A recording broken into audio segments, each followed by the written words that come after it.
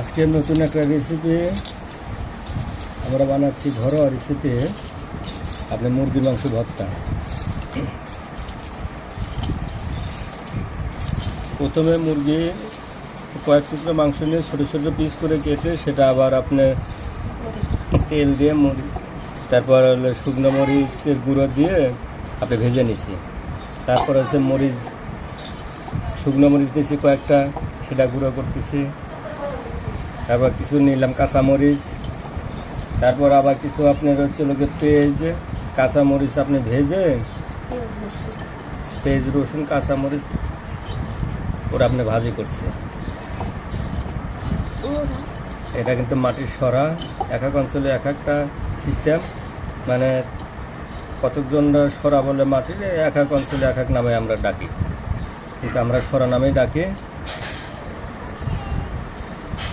তারপরেই দাও পেঁয়াজ রসুন ভাজি দাও।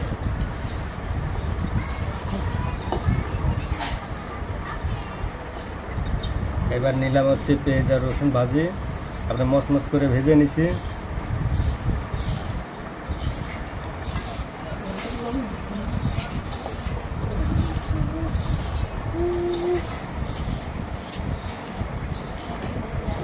সেই স্বাদ মনে করছে যে শুধু হচ্ছে লোক মরিচ ডলা দিয়ে হচ্ছে লোক আপনি 3 প্লেট ভাত খাওয়া যাবে।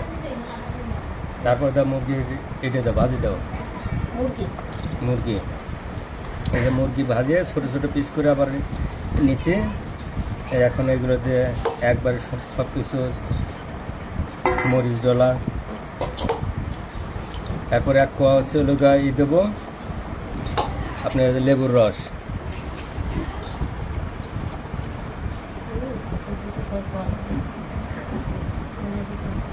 রস কম কম এখনকার লেবু, আমি একটা থেকে 2টা নিব।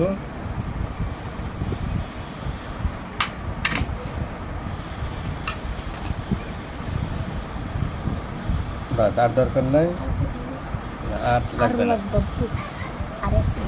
এবার পেঁয়াজ দাও, কাঁচা পেঁয়াজ দাও। তারপর কিছু কাঁচা পেঁয়াজ নিলাম।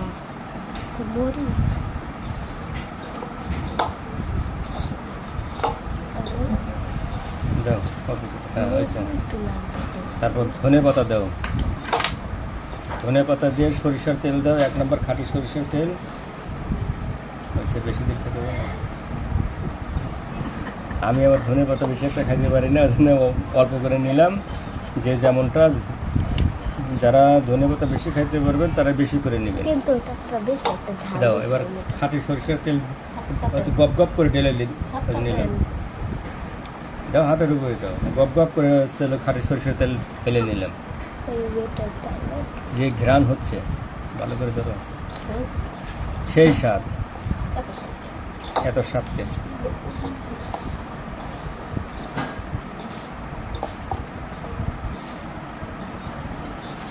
ধন্যবাদ। কি ভেজে ভালো লাগে? যারা এই রেসিপিটা বানাবেন, ঘরোয়া রেসিপি,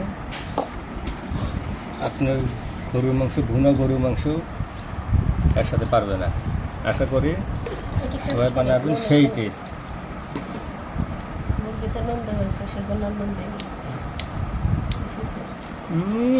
জেরিয়া স্বাদ, এত স্বাদ কে খাও, হালকা দেও। লবণ একটু কম হয়েছে, হালকা একটু লবণ নিয়ে নিলাম। যারা লবণ বেশি খাবেন তারা একটু লবণ বেশি দিয়েন, সমস্যা নেই। না করবো না আমরা। ভাই এর যে কি স্বাদ ভাই!